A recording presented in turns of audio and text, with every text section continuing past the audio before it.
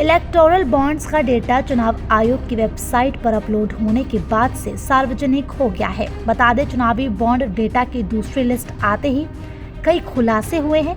चुनावी bond data की दूसरी लिस्ट से यह खुलासा हो गया है कि किस कंपनी ने किस राजनीतिक पार्टी को चंदा दिया।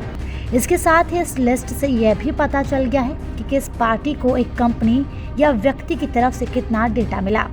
चुनाव आयोग की वेबसाइट पर अपलोड किए गए डेटा के मुताबिक 2018 से अब तक बीजेपी को सबसे ज्यादा 6,986.5 करोड़ रुपए के बॉन्ड्स मिले।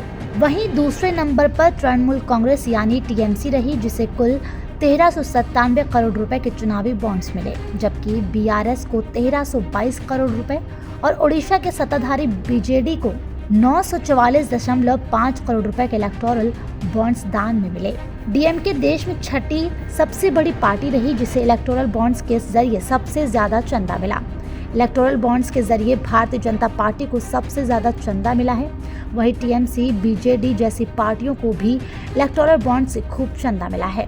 इन सब के बीच जानकारी के लिए आपको बता दें, तमिलनाडु में शासन कर रही डीएमके को फ्यूचर गेमिंग ने सबसे ज्यादा चंदा दिया है।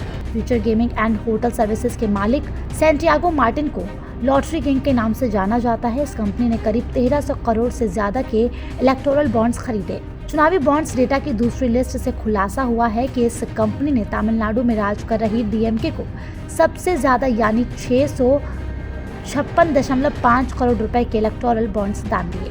जानकारी के लिए आपको बता दें, फ्यूचर गेमिंग ने कुल 1368 करोड़ रुपए के इलेक्टोरल बॉन्ड्स एसबीआई से खरीदे, जिनमें से करीब 37% डीएमके को दान दिए। इसके अलावा भी डीएमके को कई बड़ी कंपनियों ने बड़े स्तर पर डोनेशन किया। इनमें मेगा इंजीनियरिंग 105 करोड़ रुपए, इंडिया सीमेंट 14 करोड़ रुपए और सन टीवी 10 करोड़ रुपए शामिल हैं। चलिए अब आपको बताते हैं इलेक्टोरल बॉन्ड्स केस क्या है।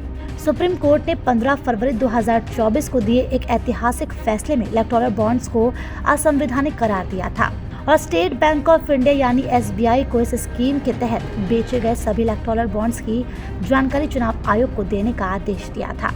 सबसे पहले बैंक से यह डेटा 6 मार्च 2024 तक शेयर करने को कहा गया था, लेकिन बैंक 30 जून तक तारीख बढ़ाने के लिए सुप्रीम कोर्ट चला गया।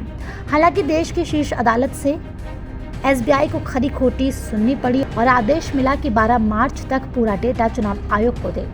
कोर्ट ने चुनाव आयोग से भी 15 मार्च 2024 तक अपनी वेबसाइट पर पूरा डेटा अपलोड करने की बात कही।